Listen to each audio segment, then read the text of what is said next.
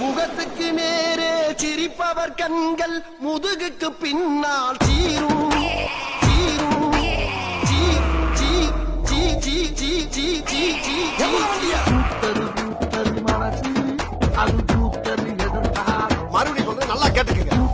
பூத்தது மனசு அது பூத்தது எதற்காக ராத்திரி 10 மணிக்கு மாறிக்கு வந்தா என்ன காதலிக்கிறதாக அது பூத்தது எதற்காக அதிகாரி வர்றப்ப ஷலிட் பண்ணணும்னு உனக்கு ட்ரைனிங்ல சொல்லி தரலையா?